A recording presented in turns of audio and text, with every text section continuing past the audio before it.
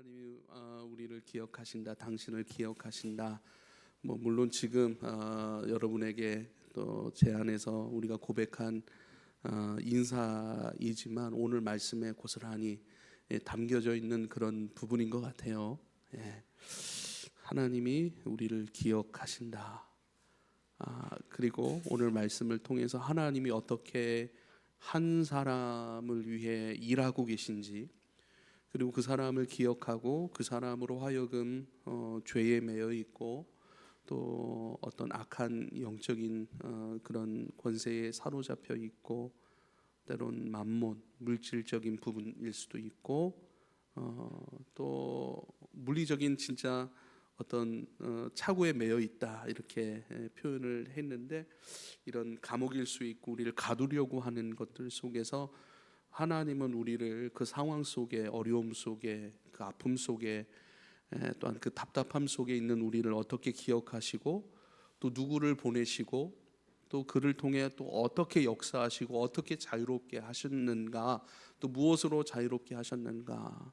한 사람을 기억하시고 그 사람을 자유케 하는 것, 한 사람, 한 민족, 또 한 공동체, 또 그 공동체 안에 있는 또 작은 어떠한 그 무리들을 하나님은 기억하시고 여전히 일하시고 그에게 필요한 것들 하나님께서만이 주실 수 있는 것들로 주시기 위해서 그를 자유롭게 하고 끌어내시고 사람을 보내시고 또 사람으로 모이게 하시고 같이 기도하면서 자신들의 모든 살아왔던 발자취 가운데 하나님 함께 하셨던 것들을 기억해내게 하시고 또 그것을 고백하게 하시고 그러한 장면들이 지난주부터 봐왔던 그 말씀의 부분들입니다. 지난주 사도행전 15장의 말씀을 나누었습니다. 예루살렘 회의라고 하는 우리 교회사적으로도 그렇고 우리 복음의 어떤 흘러가는 그런 역사 속에서 가장 중요한 지점이라고 말씀을 드렸습니다. 15장 1절에 보면 어떤 사람들, 유대로부터 내려온 어떤 사람들이 형제들을 가르치는데 모세의 법대로 할례를 받지 아니하면 구원을 받지 못한다라는 그런 잘못된 가르침, 오해인 것이죠. 또 5절에는 이방인에게 할례를 행하게 하고 모세의 율법을 지키게 하는 것을 명령하는 것이 마땅하다라고 하는 그런 제안들을 통해서 이미 예수 안으로 들어와 있고 또 교회 공동체 생활을 통해 주님을 따라가고 있는 사람들을 막 혼란케 하고, 과연 이 길을 우리가 걸어갈 수 있는 자격이 있는가라고 하는 그런 그 복음의 대척점, 반대 지점 속에서 막 혼란하게 하는 그런 일들이 일어났을 때에 수많은 사도들과 특별히 베드로를 통해서 증언해 주신 말씀은 우리에게와 같이 그들에게도 성령을 주셨다라고 말씀하시는 거예요. 우리는 율법도 알고 성전도 가지고 있고 하나님을 오랫동안 섬겨온 백성들이지만, 그러나 우리가 성령을 받고 그 성령의 기름 부으심 속에서 완전한 새 사람이 되어서 이렇게 복음을 전하고 교회를 세우고 교회 안에 제자들을 세우고 복음을 확장시키는 일 가운데 우리가 쓰임 받고 있지 아니하냐. 우리에게와 같이 그 성령의 기름 부으심이 그들에게도 동일하게 나타났고 부어졌고 그들을 바꾸셨고 우리가 지금 주님을 추구하는 것 같이 그들도 그렇게 사용하고 계시는데, 뭐가 문제냐? 율법을 지키기 위한 모세의 613가지 그것을 지키는 것, 그것을 명해야 되냐? 꼭 할례를 행해야 그리스도인이 되는 것이냐? 하나님 나라를 추구할 수 있는 어떤 자격이 주어지는 것이냐? 그런 것이 절대 아니다라고 말씀하셨습니다. 하나님께서는 믿음으로 그들의 마음을 깨끗하게 하셨다. 우리와 차별하지 않으셨다. 우리에게 동일하게 역사하셨던 것처럼, 예수로 구원하셨던 것처럼 그들도 동일하게 예수로 구원하셨으니 구원에 관하여 더 이상 그들에게 무거운 짐을 지우게 하지 말자. 오히려 쉽고 가벼움으로 주님을 추구할 수 있도록 그들에게 은혜를 끼치고 선한 영향력을 미쳐야 되지 않느냐라고 말씀하고 있는 것입니다. 그러나 19절 20절에 보면요, 그러면서도 이것만큼은 지킬 수 있도록 해야 된다라는 또한 어떤 조건적인 부분들을 얘기합니다. 그러나 이것은 구원받기 위한 조건이 아니라 하나님을 섬기는 사람이라면 누구든지 그들의 일상 속에서 주님 앞에 펼쳐져야 되고 흘러가야 되고 주님 앞에 표현되어야 될 그 삶의 모습 속에서 이것만큼은 가지게 하자, 이것만큼은 추구하게 하자. 그게 무엇인가? 20절에 우상의 더러운 것과 음행과 목매어 죽인 것과 피를 멀리하는 그 삶을 추구하게 하자. 이것만큼은 지키게 하자. 수만 가지 수천 가지 셀 수 없는 하나님의 은혜, 그 은혜 속에서 우리가 기뻐하고 감사로 받고 또 그것을 누리는 것 가운데 그러나 이 네 가지만큼은 삶으로 가져가게 해서 지키게 하자라고 하는 것인데, 그것이 바로 우상의 더러운 것, 그리고 음행, 목매어 죽인 것, 피를 멀리하는 것. 우상이 더러운 것, 이것을 추구하지 말게 하자. 우상 숭배하지 우상 숭배하는 것을 금지시키는 것이죠. 음행하는 것, 이건 사회적인 차원의 부도덕한 삶에 대하여 그들로 경계심을 갖게 하자라고 하는 것이고, 목매어 죽인 것, 이것은 살인을 금지하는 행위예요. 그리고 피를 멀리하는 것, 이것을 피를 멀리하다라고 하는 것은요, 우상에게 바쳐진 제물들, 그 빌립보도 마찬가지였습니다.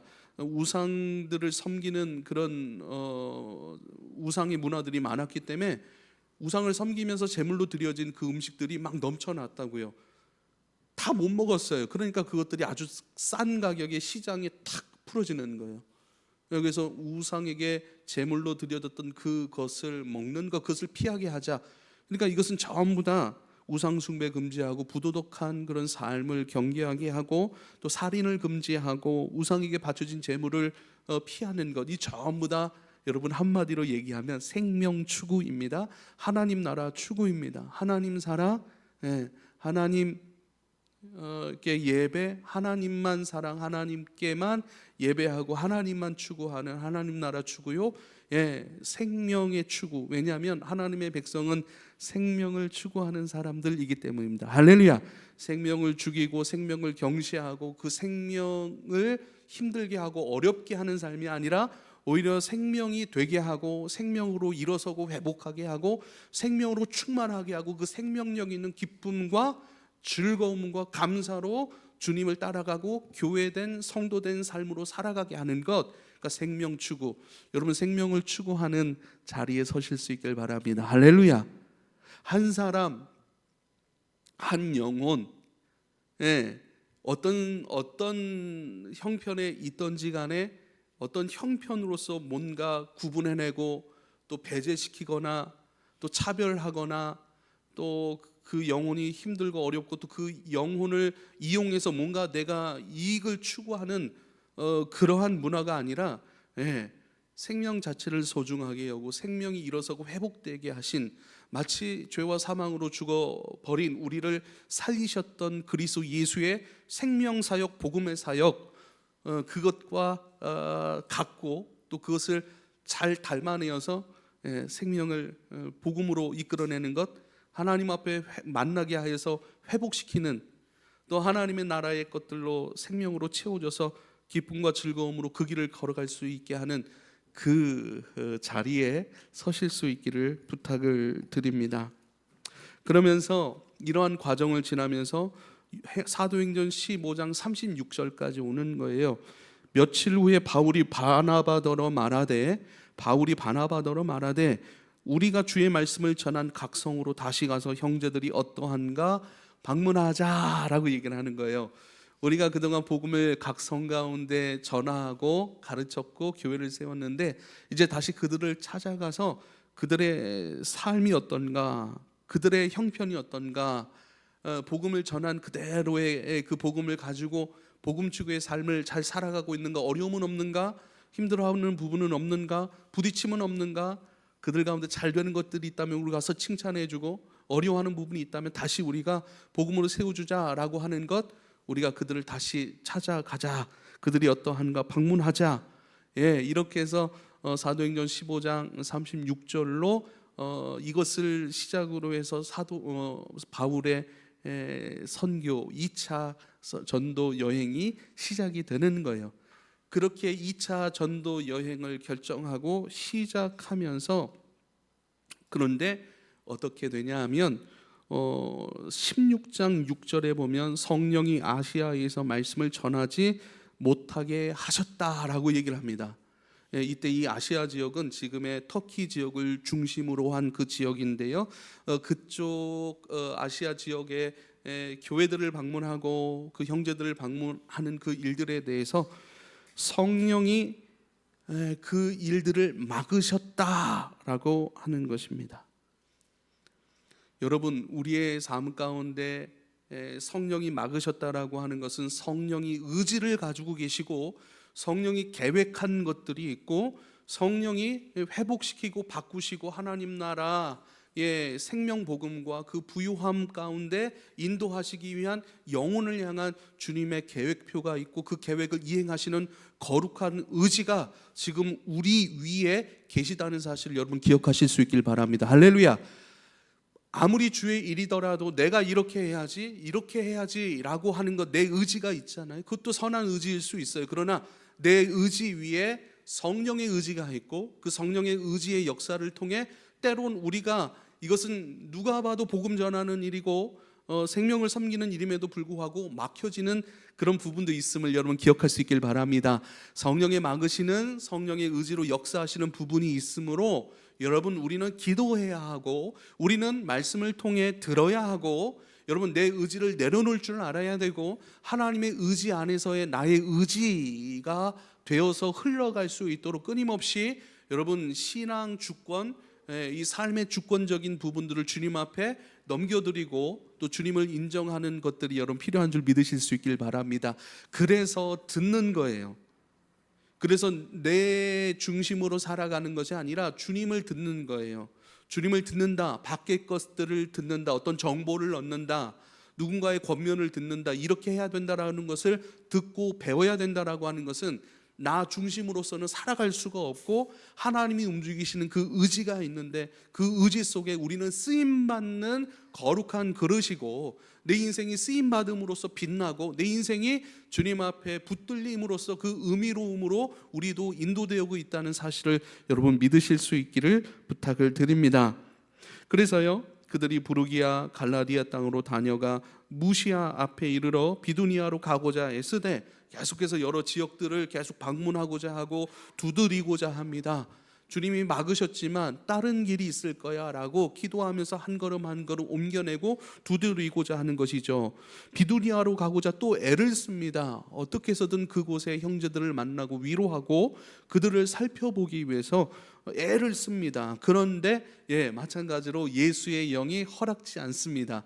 여러분, 우리의 삶 가운데 하나님이 계획을 갖고 계세요. 할렐루야. 그래서요, 예수의 영이 허락지 않을 때도 있습니다. 예수의 영이 우리 고집보다 센 거예요. 할렐루야.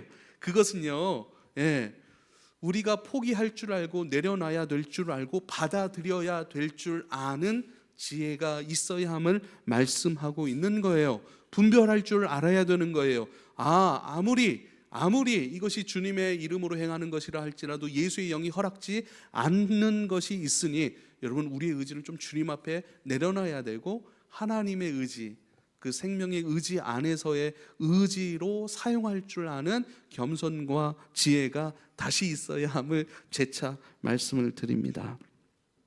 그런데요, 예수의 영이 허락지 아니하는 그 지점 속에서 9절에 보니까 밤의 환상이 바울에게 보이니 마게도냐 사람 하나가 서서 그에게 청하여 이르되 마게도냐로 건너와 우리를 도와주라, 이렇게 말씀하고 있습니다. 마게도냐라고 하는 것은요, 지금의 그리스 북쪽을 의미하고요. 그리고 빌립보, 데살로니가, 베레아 성이 있던, 빌립보와 데살로니가, 베레아 성이 있던 그 지역입니다. 그러니까 그 지역에 그들로서의 어떤 방문 계획이 없었던 곳이지만 그러나 환상 중에 마게도냐 사람 하나가, 여기도 한 사람이 등장을 합니다. 그리고 그 사람 하나가 나와서 우리를 도와주라, 건너와서 우리를 도와주라. 이것도 하나의 소리예요. 한 사람 하나의 소리. 도움이 필요하고 또 생명이 흘러가야 할 곳, 많은 무리가 아닙니다. 수백 수천만 수많은 무리들이 달려들어와서 우리를 도와주십시오. 그런 양적인 어떤 그것이 강조되는 것이 아니라 한 사람이 등장을 해요. 가서 우리를 좀 도와주십시오라고 한 사람의 하나의 목소리, 하나의 소원, 하나의 기도이죠. 약함의 기도일 수 있고 적음의 기도일 수 있고 숫자적으로 수만, 수천, 수억 많은 것들을 우리가 추구하고 또 그것을 원하는 우리의 탐심과는 전혀 반대편에 있는 오직 하나의 사람이고 그 한 사람의 기도와 그 사람의 간절한 요청입니다.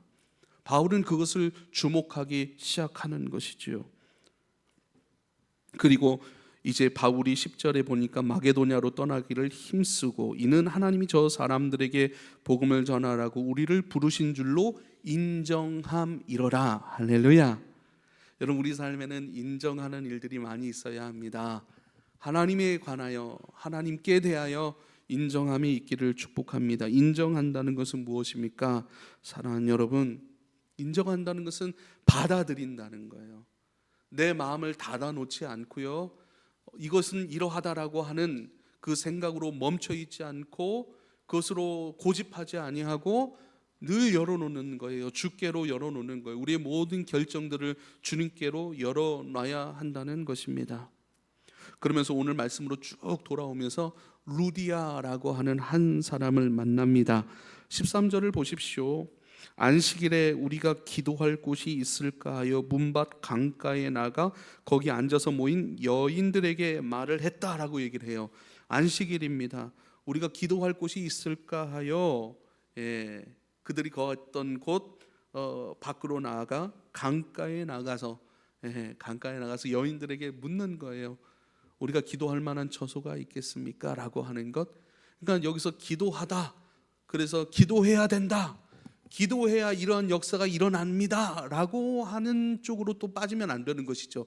그렇게 되면 우리가 원하는 어떠한 것들을 이루기 위한 방편으로 기도가 여러분 우리에게 추구될 수 있으니까요. 기도는 그러한 것이 아니라 하나님의 생명을 추구하고 하나님께 대하여 마음을 열고 주님께서 우리에게 말씀하시는 모든 것, 바꾸라고 하시는 것들도 마찬가지고 그것은 아니니까 내려놓아라, 항복하라 하시는 부분도 마찬가지입니다.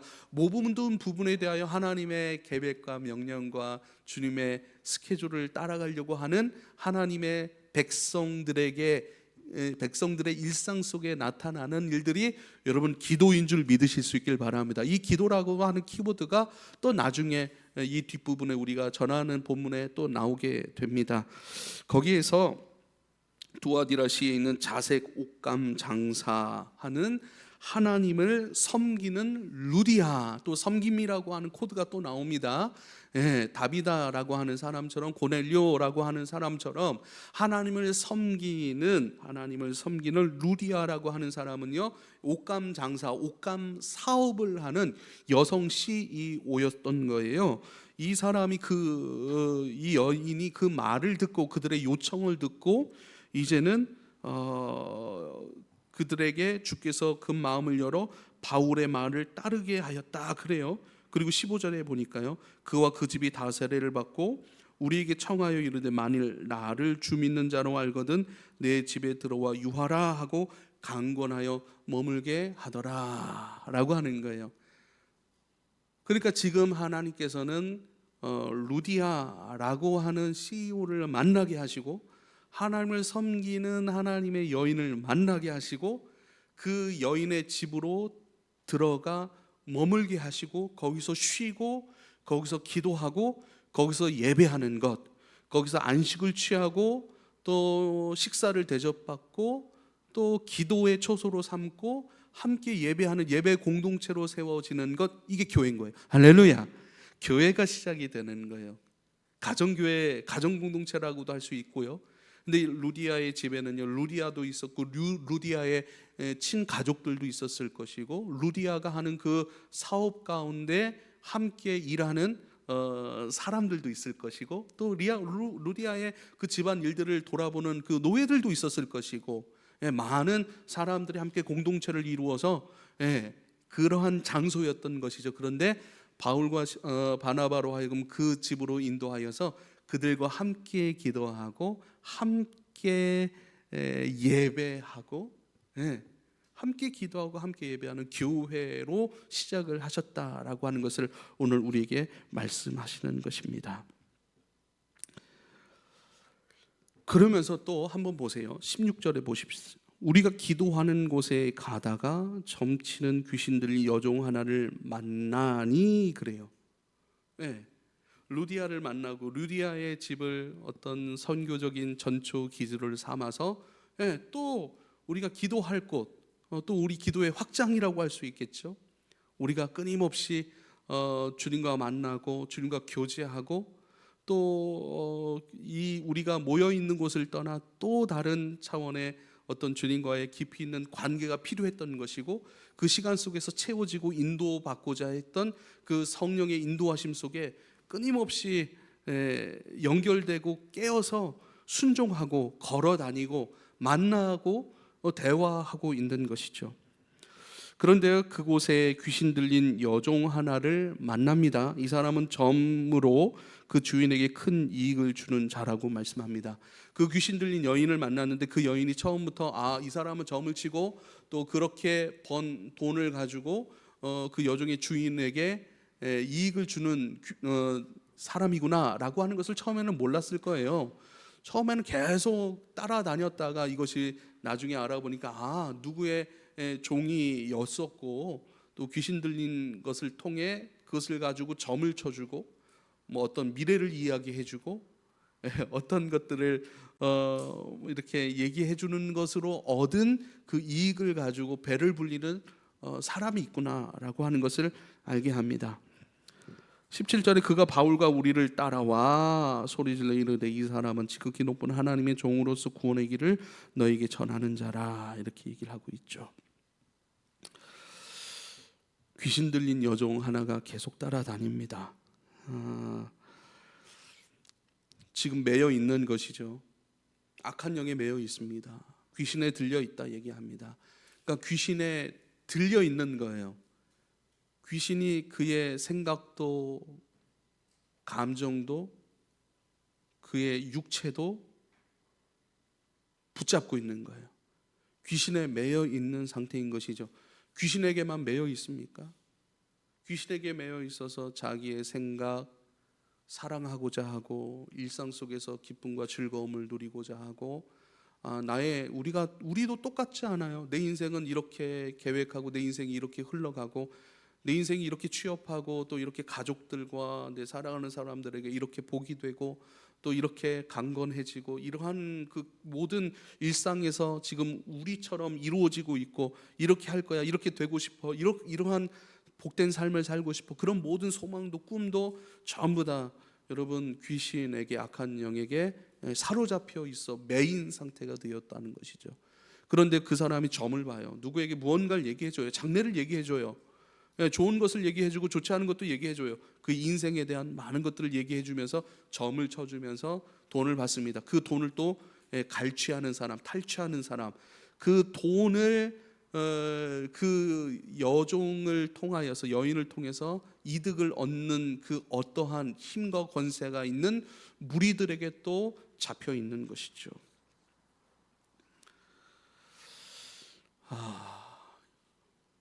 근데 그 무리들이 힘과 권세가 있다는 건 무엇입니까? 나중에 사도 바울이 그 귀신의 영으로부터 자유롭게 풀어줍니다. 내가 나사렛 예수 그리스도의 이름으로 명하노니 더러운 귀신아 떠나가라. 명령하자마자 귀신이 떠나가 버려요. 그렇죠? 근데 떠나갔고 이제 이 여인은 자유케 되었습니다. 악한 영으로부터 자유케 되어지고요. 다시 본래의 자기가 있어야 될 그 자리로 와서, 따뜻한 자리로 와서 생각과 소망과 기도와 부푼 끈과 소망, 또 사랑하고 사랑받고 또 먹여주고 또 누군가를 통해서 섬김을 받고 이러한 소중한 일상 가운데로 돌아왔으면 여러분 우리가 기뻐하고 즐거워하고 박수 쳐주고 하나님께 감사하고 너 참 잘됐다, 그렇게 힘들고 어려웠고 그 고통 속에 있었지만 일상의 기쁨들을 누릴 수 없는 그런 아픔 속에 있었지만 이제 돌아왔으니 너무 감사하다라고 하나님을 찬송하고 그를 축하하고 그가 이제 잘 적응할 수 있도록 도와줘야 하는데, 그 일 자체를 싫어하고 부정하고 그 일 자체 가운데 자기의 이익을 잃어버렸으니 그에 대한 대가를 주기 위해 많은 힘과 능력을 갖고 있는 사람들에게 고발을 하고 그 고발장이 접수되어서 사도 바울과 바나바는 어떻게 해요? 매를 맞고 갇혀 있는 신세가 된 것이죠. 이게 세상이다라고 말할 수는 없지만 지금도 우리 시대의 세상 한복판에서 지금 우리가 살아가고 있는 사회 한복판에서도 이러한 일들이 무수하게 일어나고 있지 않습니까? 지금도 마찬가지고요. 2000년 전에도 마찬가지고요. 더 올라가서 이스라엘의 구약의 역사 속에서도 이러한 일이 끊임없이 이루어지고 있는 것입니다. 여러분, 세상이라고 하는 것은요, 이익이라고 하는 것, 편의라고 하는 것, 그리고 소유라고 하는 것에 굉장히 예민합니다. 세상은 이익을 따집니다. 이익이 되면 추구하는 것이고 이익이 되지 않으면 나와 상관없는 일이 되는 것, 이것이 세상의 가치관의 어떤 중심인 것을 우리는 부인할 수가 없습니다. 이익을 얻어야 돼요. 이익 없는 일은 하지 않습니다. 이익 추구하는 것, 편의를 추구하는 것.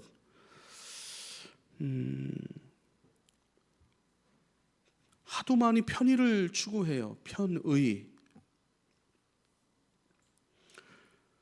그래서요, 우리 뇌가 있지 않습니까?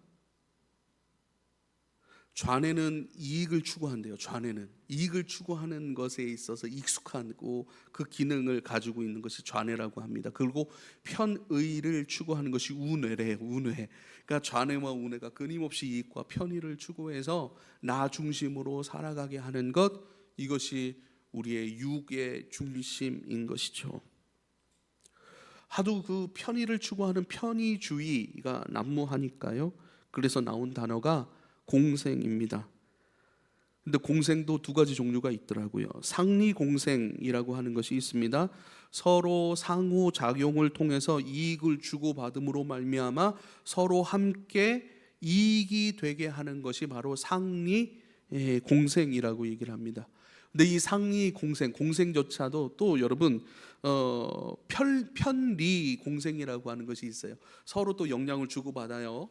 그런데 서로 영향을 주고받고 함께 하지만 한쪽만 이익을 얻고 한쪽은 또 이익을 얻지 못하는 상태, 이것이 바로 편리공생이라고 하는 것입니다.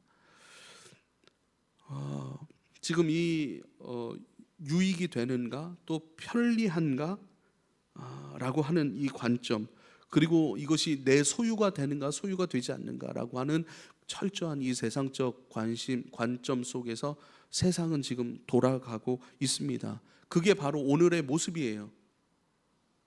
이 여인이 나이가 어떤지, 어느 집 딸인지, 이 아이가 배웠는지, 이 아이가 한 끼 식사를 했는지 안 했는지, 그 집안에 어떤 그 딸의 그 소중함의 가치가 있는지 없는지, 이것과는 전혀 상관없어요. 한 사람 한 영혼이 하나님 앞에 생각하고 느끼고 사랑하고 용서하고 꿈을 꾸고 이러한 한 사람이 일상 가운데 누릴 수 있고 추구할 수 있는 그 권리에는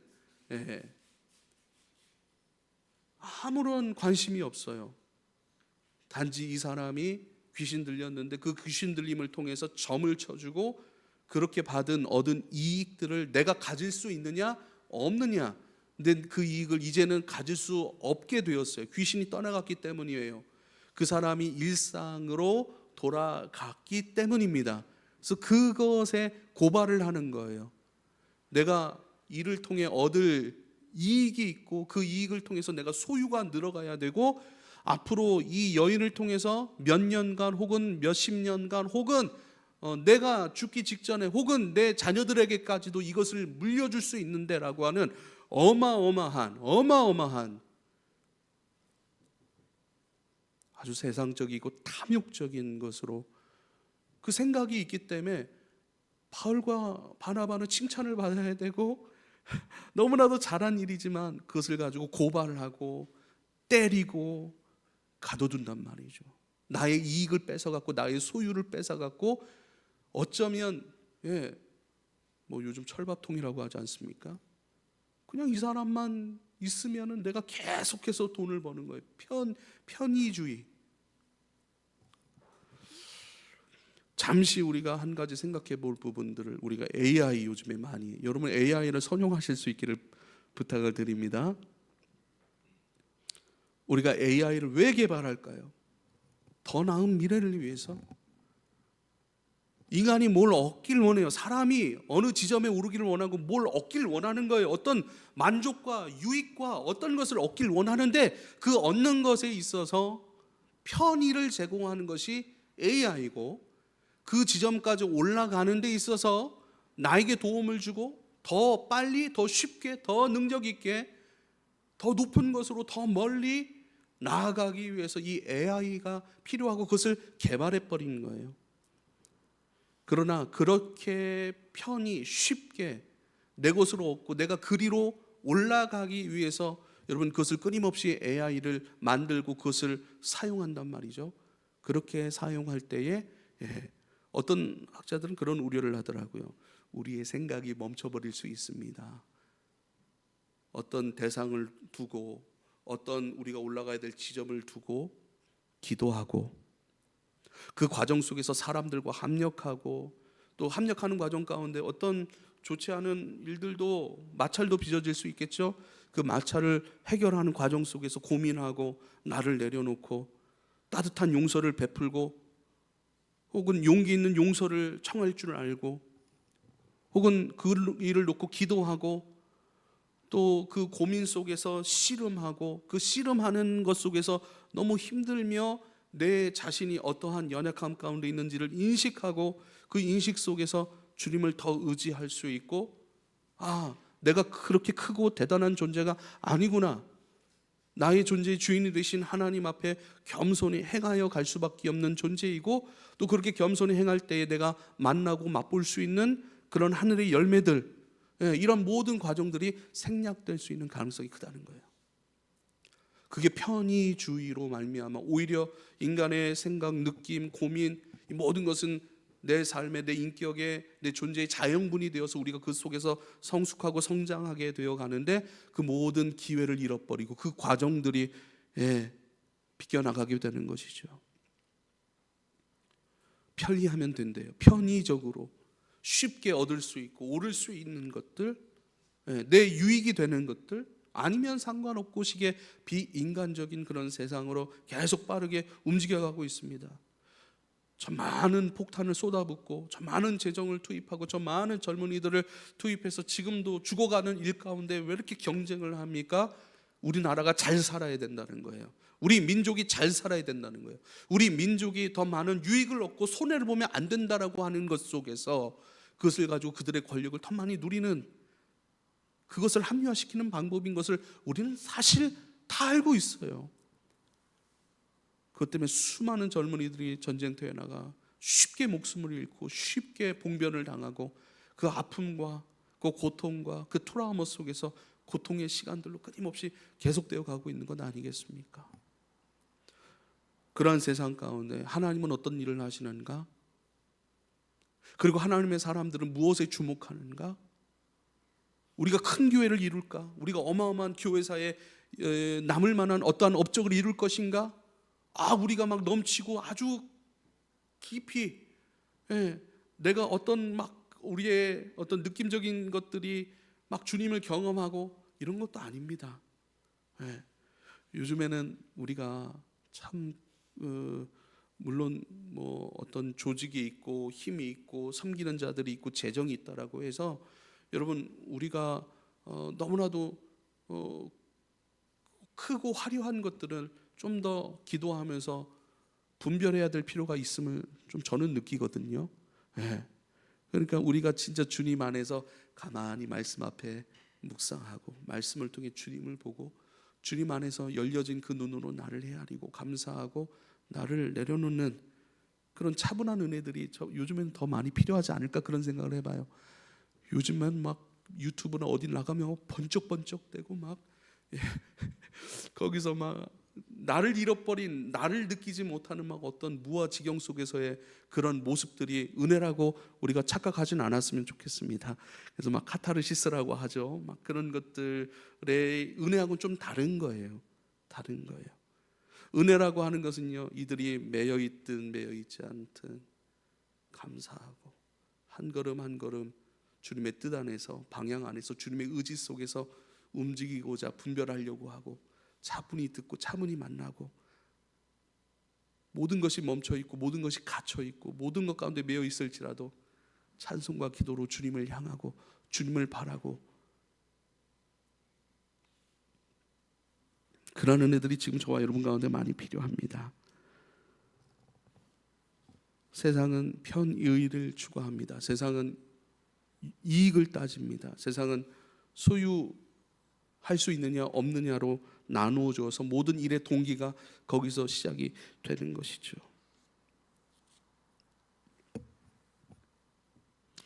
우린 세상과 달라야 합니다.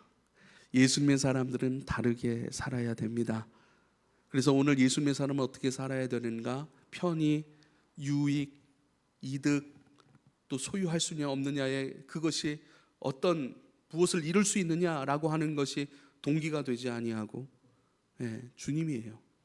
한 사람이에요.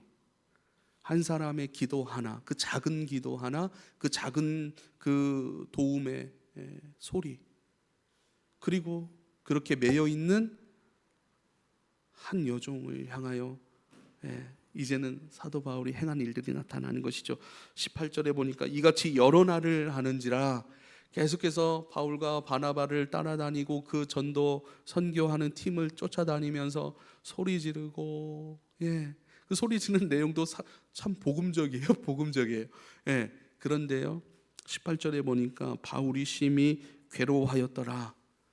여러분, 우리가 오해할 수 있는데요, 바울을 종종 따라다니면서 막 큰 소리로 외치고 하는 것들이 막 너무 힘들고 괴로웠더라고 하는 것이 아니라, 그것이 계속 있었어요. 며칠 동안 그것이 일어났어요. 그것이 싫고 괴롭고, 야, 저 여자, 야, 귀신 들린 사람, 저거 진짜, 야, 저 사람 어떻게 좀 해결해보자, 저 사람 어떻게 저것이 잘못된 행동이라는 것을 좀 알려주자라고 하는 식으로 귀신을 쫓아냈다면, 좋지 않은 사람, 나쁜 사람을 혼내주고 그 대가를 치러주는 것의 도구로서 죽기 사욕이 사용된다라고 하는 것이거든요.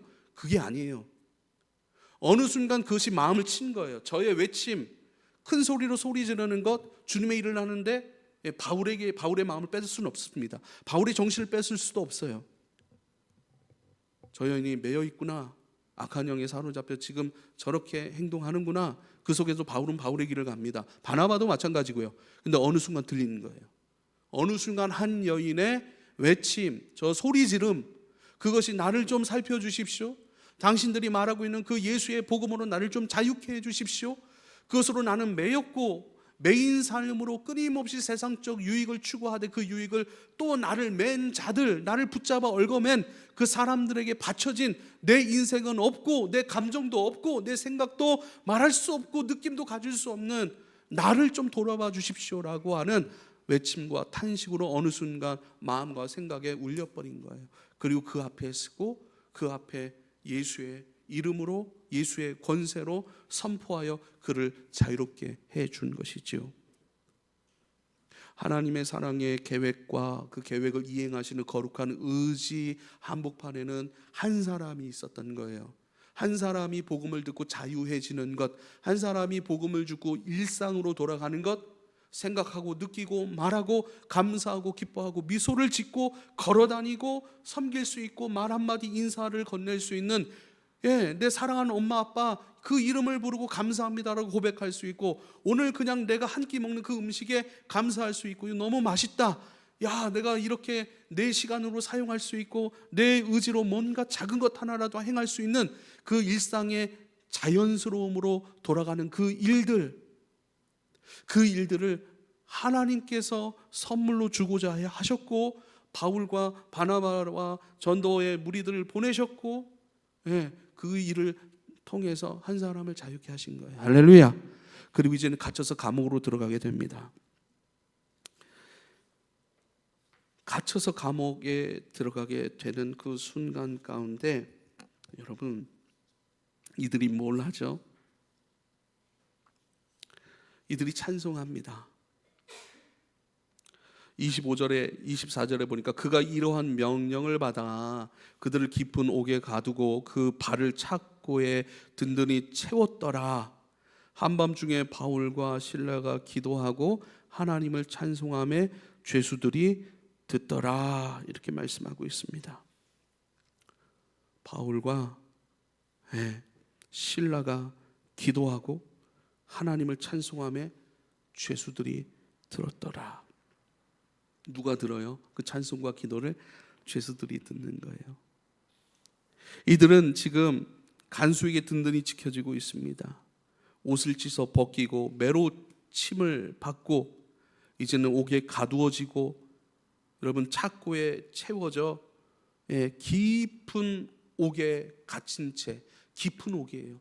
그냥 감옥이 아니라 이 당시에는 뭐 굴을 파거나 뭐 이런 식으로 해서 이제 감옥을 만드는 그 감옥 중에서도 아주 깊은 곳까지, 그만큼 세상은 분노한 거예요. 그만큼 자신의 이익 추구에 방해를 놨던 그 일들에 대하여서 아주 분노하고 있다는 것이죠. 왜냐하면 그 여종의 주인들은 또 그렇게 돈을 벌어서 그 돈의 얼마를 또 권세 있는 사람, 지금으로 말하면 경찰서장이라든지 옥을 관리하고 있는 이 사람들에게 또 흘러 들어가는 거예요. 계속 뇌물이 들어가는 거예요. 계속 자기들의 권세와 이익들이 유지가 될 수 있도록 그 권세로 또 다른 권세를 추구하고 든든한 성을 만드는 그 일들을 계속했던 것이죠. 그런데요, 이 그리스도인이라고 하는 이 바울과 실라는 찬송과 기도했습니다. 루디아의 집에서도 찬송과 기도를 했겠죠. 루디아의 집에 나와서도 기도를 통하여 주님과 만나는 그 자리를 찾았겠죠. 거기서도 기도했을 거예요. 근데 지금은 심히 매맞았어요. 벗겨짐을 당했어요. 그리고 아주 깊은 옥까지. 불이 있었을까요? 숨쉬기는 편했을까요? 위생 상태는 좋았을까요? 우리 상황이 달라질 수 있다는 거예요.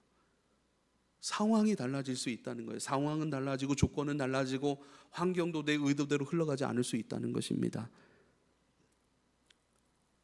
근데 거기서도 동일하게 찬송하고 기도하는 것이지요.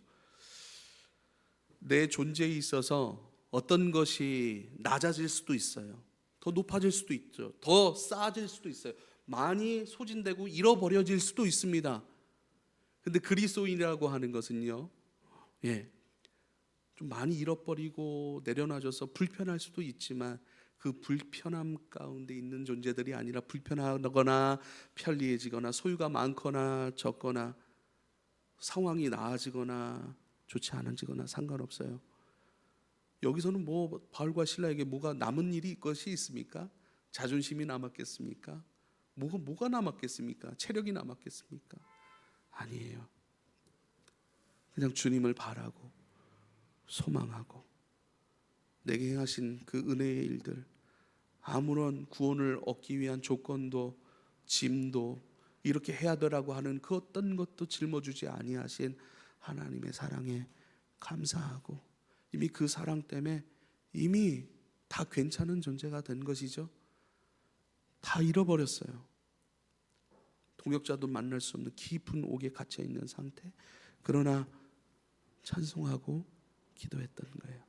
그들의 인생 가장 밑바닥부터 중간 지점, 그 위 지점까지 쌓아진 것이 있다면 주님의 사랑이었고 주님을 향한 신뢰였고, 그 속에서 더 가졌으므로 찬송하는 것이 아니고 잃어버렸으므로 불평하는 것이 아니라 우리의 상황, 외모도 다 달라질 수도 있지만 본질적으로 존재적으로 있는 하나님의 사람의 행동은 무엇인가, 그 반응은 무엇인가, 그게 바로 찬송이라는 거예요.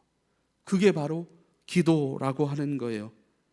그래서 그것이 예배하는 자로, 찬양하는 자로, 말씀을 듣길 원하고 그 말씀에 순종하길 원하는 것, 하나님의 의지가 내 위에 있고 내 의지는 하나님의 의지 안에 있으니 하나님의 의지 안에서의 의지로서의 나로 끊임없이 인정하고,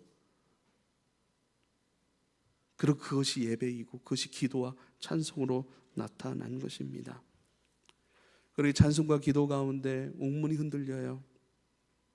기도와 찬송 가운데 땅이 진동합니다. 그들을 매이고 있던 착고가 다 풀려났어요. 그들을 가두고 있던 옥의 창살도 전부 다 무용지물이 되고 말았습니다. 27절에 보니까 간수가 자다가 깨어 옥문에 열린 것을 보고 죄수들이 도망한 줄 생각하고 칼을 빼어 자결하려 하거늘 바울이 크게 소리질러 이르되 내 몸을 상하게 하지 말라. 너의 몸 상하게 하지 말라. 우리가 다 여기 있다. 간수가 등불을 달라고 하여 뛰어들어가 무서워 떨며 바울과 실라 앞에 엎드립니다. 이르되 주 예수를 믿으라. 선생이여, 이르되 선생이여 어떻게 하여야 구원을 받으리까? 이르되 주 예수를 믿으라. 그리하면 너와 내 집이 구원을 받으리라. 옥문이 흔들렸어요. 착고가 벗겨졌어요. 그 모든 것 가운데 얽매임에서 자유케 되어지는 놀라운 기적 중에 기적이 일어나는 것 아니겠습니까? 그럼 뭐예요? 야, 하나님이 이렇게 역사하시다니 대단하다, 냅다 도망가는 것이 아니에요. 한 사람을 봐요. 너의 몸을 상하게 하지 말라. 간수여, 우리가 여기 있습니다. 안심하십시오. 우리가 가장 지켜야 될 중요한 제소 아닙니까? 우린 도망가지 않았습니다. 여기 있습니다. 그 가운데 엎드리는 거예요. 그리고 그 영혼이 드디어 하나의 질문을 그들 가운데 던지는 것이죠. 가장 본질적인 질문을 던지는 것이죠. 어떻게 하여야 구원을 얻겠습니까? 그때 31절 이르되 주 예수를 믿으라. 그리하면 너와 내 집이 구원을 얻으리라. 이게 전부인 거예요. 이게 전부인 거예요. 그냥 이 질문 하나, 이 답 하나, 이것을 하기 위해서 모든 것들을 하나님은 그 세상적인 그런 모든 것들을 지진을 일으킨 것일 수도 있고요. 그 어마어마한 모든 성령의 놀라운 기적, 사람이 많이 모였으니까 잘 돼야 되고 적게 모였으니까 양적, 질적 이것을 따져서 어떤 것이 유익이 되고 어떤 것은 손해이고, 이게 아니에요. 여기는 사람이 많이 모여 있으니까 많은 재정이 투입이 돼야 되고 많은 사람들에게 복음이 전해야 되니까 많은 어떤 하나님 나라의 시스템이 여기는 적용되어야 하고 여기에 모여야 되고, 그런 게 하나도 아니에요. 물론 그런 역사도 있지 않겠습니까? 그러나 하나님께서 그 수많은 성령의 역사 속에서 바울과 실라를 택하시고 그 가운데 한 지역 작은 마을 속으로 들어가 한 여인의 얽매임을 자유케 하시고, 또 그 자유케 했던 것을 가지고 이제는 하나님의 놀라운 역사 속에서 여러분 칭찬을 받아야 하지만 오히려 매맞고 벗겨짐을 당하고 갇힘을 당한 속에서 다시 한 사람을 만나는 거예요. 이게 영화로 치자면 블록버스터감인데 어마어마한 여러분 그러한 어떤 재정적인 것이 투입되지 않았겠어요? 하나님의 이 거룩한 이 장면은 한 사람을 듣고 한 사람을 주목하고 계시고 한 사람을 자유롭게 하고 한 사람을, 대단한 그런 어떤 삶도 아니에요. 그가 느낄 수 있고 생각할 수 있고 자유롭게 눕고 자유롭게 다닐 수 있는 그 땅 한 평의 그 일상, 그 느낌 하나, 생각 하나, 감사함 하나, 기쁨 하나, 지금 우리가 일상의 것으로 막 너무 사소하게 되어서 배제시켜 놓고 이건 기쁨이 아니야라고 그렇게 해놓은 걸 수도 있어요. 그 자리로 인도하시는 역사, 하나님의 역사, 그 어마어마한 하나님의 놀라운 그 능력으로 역사하신 그것이 한 사람이라는 거예요. 하나님의 의지. 에이, 왜 한 사람입니까? 그러한 역사면 3,000명도 돌아올 수 있게 할 건데요. 그런 마귀가 예수님께 했던 시험과 똑같습니다. 오타로 십자가 지냐? 저 산꼭대기에서 뛰어내려봐라. 거기 저 높은 곳에서 뛰어내려봐라. 하나님이 천군 천사를 대동하셔서 너 파란 머리카락 하나도 발끝 하나도 상하게 아니하신 그 역사를 볼 때 많은 이들이 너를 인정할 거 아니냐. 왜 죽으려고 해? 우리의 마음이 하나님 마음 안에 있길 원합니다. 할렐루야. 세상적 가치관으로 여러분 우리가 흘러가서는 안 됩니다. 세상은 소유를 얘기하지만 주님은 우리에게 나눔을 얘기하십니다. 할렐루야. 세상은 유익을 따라 시작해야 되고 멈춰야 되고, 유익이 되지 않으면, 이익이 되지 않으면 시작도 하지 말아야 되고 멈춰야 되고, 세상은 이익을 따지지만 우리는 섬김과 사랑을 이야기합니다. 편리한 것, 편의적인 것, 쉽게 얻을 수 있는 것, 쉽게 가질 수 있는 것, 뭐 그렇게 살아. 야, 그만한 시간과 그만한 수고와 노력 들였으면 이 정도는 얻어야 되는데 그 가치가 있어? 오히려 합리적으로 작게 일하고 많이 벌고 적게 뭔가 에너지를 쏟고 대단한 걸 얻는 그 방법을 택해야지. 아니요. 그리스도의 사람은, 예수님의 사람은 편의가 아니라 하나님께서 내 마음에 주시는 평강입니다. 할렐루야. 아무리 힘들고 어렵고 고되고 복잡한다 할지라도 하나님이 내 안에 주시는 그 평강 따라 말하고 순종하고 움직이고 돕고 섬기고 나를 내어주고, 할렐루야. 그렇게 해서 저 여러분의 삶이 예수님의 사람으로 살아감이 될 수 있기를 여러분 축복합니다. 그것이 당연함이고, 그 당연함 속에서 찬송하고 기도하고 주님의 의지가 내 삶을 통해 흘러가고 주님의 계획이 내 삶을 통해 이루어지게 하는 것들, 여러분 이러한 생명의 역사가, 회복의 역사가 저와 여러분 안에 있길 원하고요, 또 저와 여러분을 통해서 누군가에게 흘러갈 수 있게 되기를, 그런 예수님의 사람으로 살아가는 것에 여러분 마음을 두시고 기도하고 그 안에 여러분 추구함이 있길 소망합니다. 기도하겠습니다.